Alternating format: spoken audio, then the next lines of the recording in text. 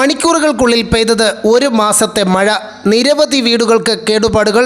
വീണ്ടും കനത്ത മഴ മുന്നറിയിപ്പിൽ വിറച്ചു നിൽക്കുകയാണ് രാജ്യം. അവിടെ നിന്നുള്ള കൂടുതൽ വിവരങ്ങൾ നോക്കാം.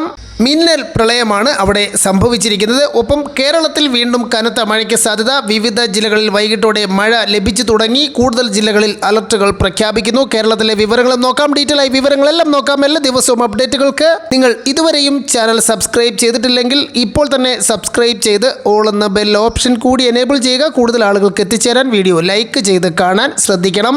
ഇന്ന് നവംബർ 15 അടുത്ത 3 മണിക്കൂറിൽ കേരളത്തിലെ ഇടുക്കി, മലപ്പുറം, കോഴിക്കോട് ജില്ലകളിൽ കൂടുതൽ മഴ ലഭിക്കുമെന്നും മണിക്കൂറിൽ 40 കിലോമീറ്റർ വേഗതയിൽ കാറ്റിനും സാധ്യതയെന്ന് കാലാവസ്ഥാ വകുപ്പ് അറിയിച്ചു.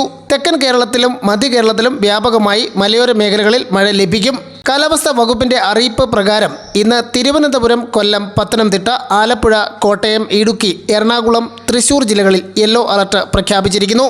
നാളെ 16-ാം തീയതി എറണാകുളം, കോഴിക്കോട്, വയനാട് ജില്ലകളിലും യെല്ലോ അലർട്ട് പ്രഖ്യാപിച്ചിരിക്കുകയാണ്. ഈ ജില്ലകളിൽ ശക്തമായ മഴ ലഭിക്കാൻ സാധ്യതയുണ്ട്. മണിക്കൂറുകൾക്കുള്ളിൽ ഒരു മാസത്തെ പെയ്യേണ്ടുന്ന മഴ നിരവധി വീടുകൾ കേടുപാടുകളിലൂടെ തകർന്നു. വീണ്ടും കനത്ത മുന്നറിയിപ്പിൽ വിറച്ചു നിൽക്കുകയാണ് സ്പെയിൻ. മാരകമായ വെള്ളപ്പൊക്കത്തെ അതിജീവിക്കുന്ന സ്പെയിനിലേക്ക് വീണ്ടും ശക്തമായ കാറ്റും മഴയും ഉണ്ടായിരിക്കുന്നു. കനത്ത വെള്ളപ്പൊക്ക ദുരിതത്തിൽ നിന്ന് കരകയറുന്ന സ്പെയിനിൽ ഒരു മാസം ലഭിക്കേണ്ട മഴ മണിക്കൂറുകൾക്കുള്ളിൽ ലഭിച്ചു എന്നാണ് വരുന്ന റിപ്പോർട്ടുകൾ. കാലാവസ്ഥാ വകുപ്പ് അധികൃതർ മുന്നറിയിപ്പുകൾ നൽകുകയും ആയിരക്കണക്കിന് ആളുകളെ ഒഴിപ്പിക്കുകയും ചെയ്തു. അതീവ ദുരിതത്തിന്റെ ഞെട്ടിക്കുന്ന ദൃശ്യങ്ങൾ തന്നെയാണ് പുറത്തു വരുന്നത്. തുടരെ ആവർത്തിച്ച് പ്രളയമുണ്ടാകുന്നത് ദുരിതാശ്വാസ പ്രവർത്തനങ്ങൾക്ക് കനത്ത വെല്ലുവിളിയാകുന്നു.